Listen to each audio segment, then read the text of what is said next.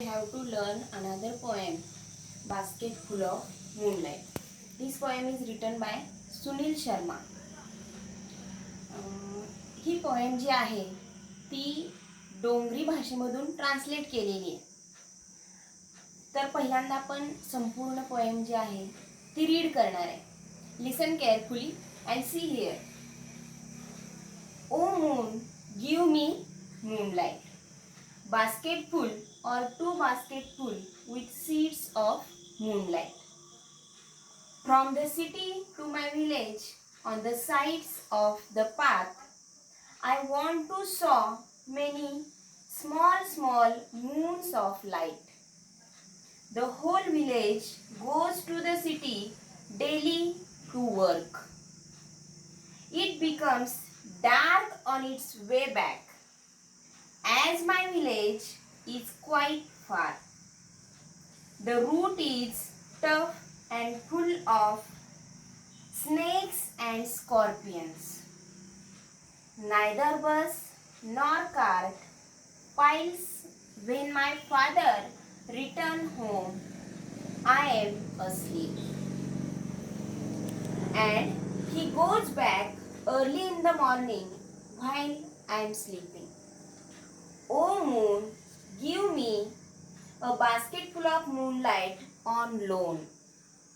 I want to light the dark route so that my father returns early. I too want to hear fairy tales and stories from him. O moon, give me a basket full of moonlight. I want to sow seeds of moon on the sides of the path. Now we read whole poem and then we see the explanation of the poem. See here, first stanza. In this poem, the speaker of the poem is a small child. एका लहान मुलानं आपल्या वडिलांच्यासाठी लिहिलेली ही poem आहे. तो चंद्राला विनंती करतोय बघा या कवितेमध्ये. O moon, give me moonlight, basketful or two basketful with seeds of moonlight. काय म्हणतोय बघा फर्स्ट स्टांगामध्ये. ओ मून म्हणजे चंद्राला उद्देशून त्यानं ते वापरलेलं आहे. गिव मी मूनलाइट म्हणजे मला चंद्रप्रकाश दे. किती पाहिजे त्याला चंद्रप्रकाश? बास्केटफुल और टू बास्केटफुल म्हणजे एक बास्केट किंवा दोन बास्केट भरून त्याला चंद्रप्रकाश हवाय. With seeds of moonlight. Seeds म्हणजे बिया, चंद्राच्या बिया त्याला हव्या. आणि त्या कशासाठी हव्या आहेत बघा. आता सेकंड स्टांगामध्ये सांगितलेलं आहे पोएटनं. From the city to my village. City to my village on the sides of the path. Path म्हणजे रस्ता किंवा मार्ग. रस्त्याच्या कडेला त्याला त्या बिया लावायच्या आहेत. सीड्सचा अर्थ काय सांगितला? बिया. रस्त्याच्या कडेला त्या चंद्राच्या बिया त्याला लावायच्या आहेत. I want to sow many small moons of light. त्याला काय हवे तर स्मॉल मून्स हवेत रस्त्याच्या कडेला लावण्यासाठी. The whole village goes to the city to daily to work. The whole village, whole संपूर्ण खेडेगाव जे आहे त्या मुलाचं ते शहरामध्ये जात असतं. The city daily to work. Work शहरामध्ये कामासाठी त्या खेडेगावातील सर्व लोक जात असतात. बघा आता नेक्स्ट स्टांजा.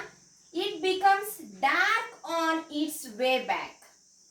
बघा त्या लहान मुलाची काय इच्छा आहे. It becomes dark on its way. ज्यावेळी या खेडेगावामधले लोक कामावरून परत येत असतात त्यावेळी काय असतो तर त्या रस्त्यावरती अंधार असतो. As my village is quite far. शहरापासून खेडेगाव जे आहे ते खूप लांब आहे.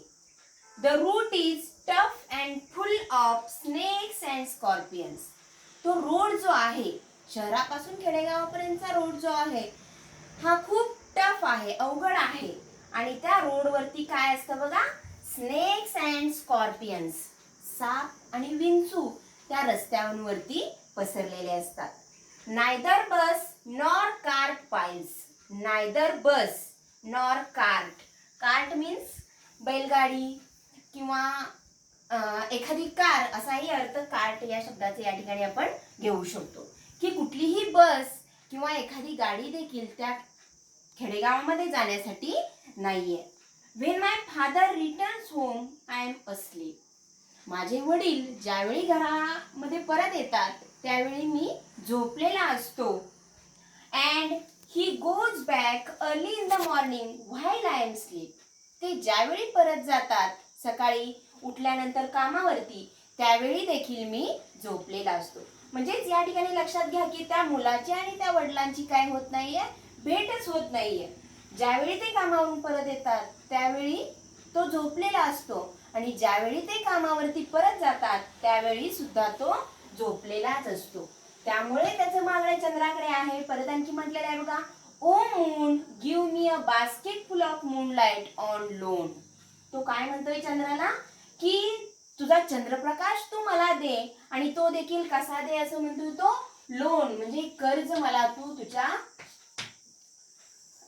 मूनलाइट म्हणजे बिया ज्या आहेत त्या एक लोन म्हणून तू दे. या ठिकाणी या लाईन मध्ये इनोसंट म्हणजे तो मुलगा किती इनोसंट आहे हे देखील आपल्याला लक्षात येतंय की चंद्राचा प्रकाश तो एक लोन म्हणून चंद्राकडे मागतोय.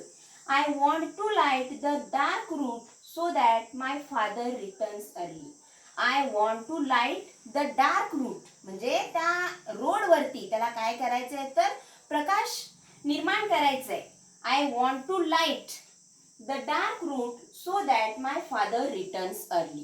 त्याचे वडील घरी लवकर परत यावेत यासाठी त्याला त्या रस्त्यांवरती काय करायचंय, उजेड निर्माण करायचंय. त्यासाठीच तो चंद्राकडे मागणी मागतोय. I too want to hear fairy tales and stories from him. कशासाठी त्याला त्याचे वडील घरी यायला हवेत बघा पोएट काय म्हणतोय, I want to hear fairy tales. Tales means story. Here tales and stories. Same words given here.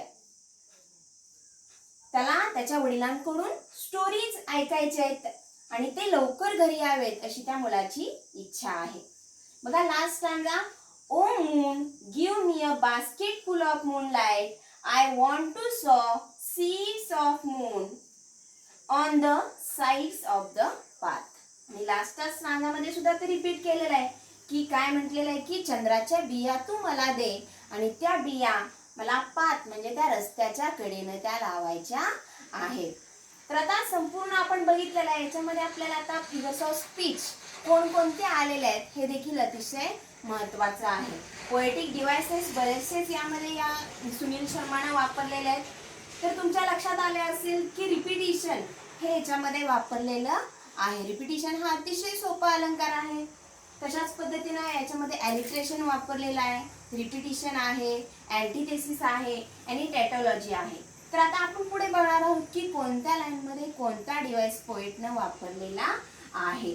O moon give me moonlight basketful or two basketful. See here in the second line poet uses the alliteration.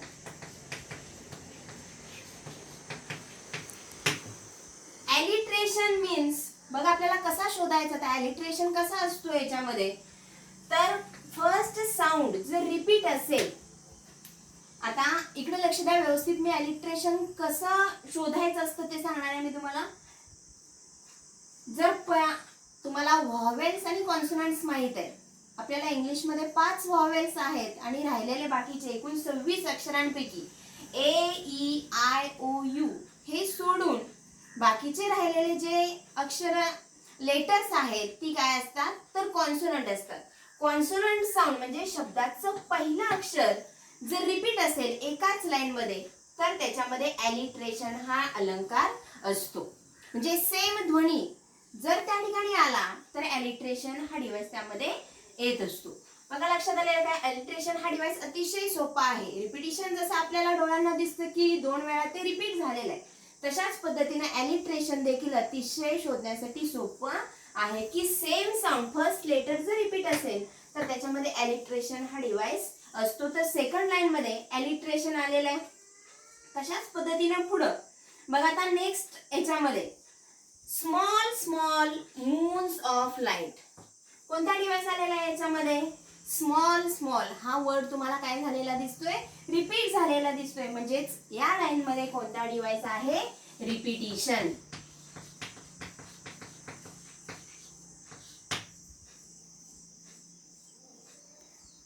Small small म्हणजे 2 वेळा हा शब्द repeat झालेला आहे.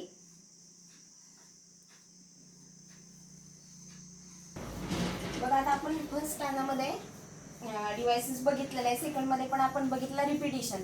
तसंच याच्यामध्ये first line जी आहे सेकंड स्टँडामधली फर्स्ट लाईन त्याच्यामध्ये from the city to my village याच्यामध्ये सुद्धा एक डिव्हाइस आलेला आहे.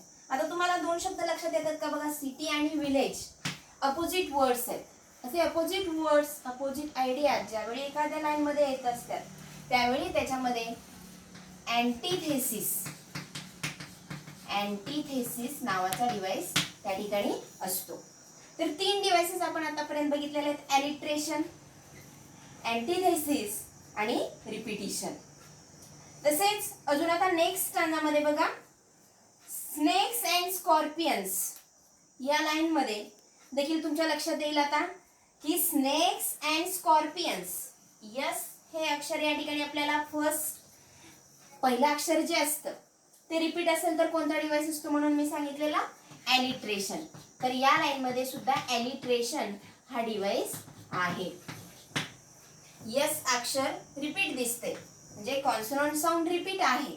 म्हणजेच अलिट्रेशन हा डिव्हाइस याच्यामध्ये आहे. तसेच आता नेक्स्ट पुढे बघा O moon give me a basket full of moonlight. त्याच्या खालच्या स्थानामध्ये I want to light the dark route. I want to light the dark route. Light and dark both are opposite words. Opposite meaning आहे दोन्हीचं. त्याच्यामुळे opposite words असे ज्यावेळी एखाद्या line मध्ये येतात त्यावेळी कोणता डिव्हाइस असतो? अगेन अँटीथेसिस हा डिव्हाइस या ठिकाणी पोएटनं वापरलेला आहे. Opposite ideas brought together light and the dark. पुढे बघा आता I too want to hear fairy tales and stories from हिम.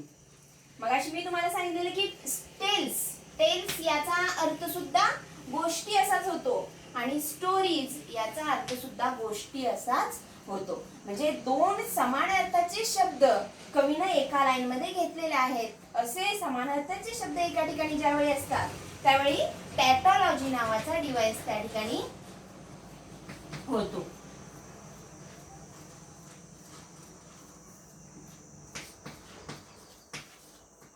टॅटॉलॉजी दोन्ही सेम अर्थ आहे म्हणजे टॅटॉलॉजी. आणि लास्टच्या स्थानामध्ये आता एक राहिलेला आहे बघा device I want to sow seeds of moon on the sides of the path.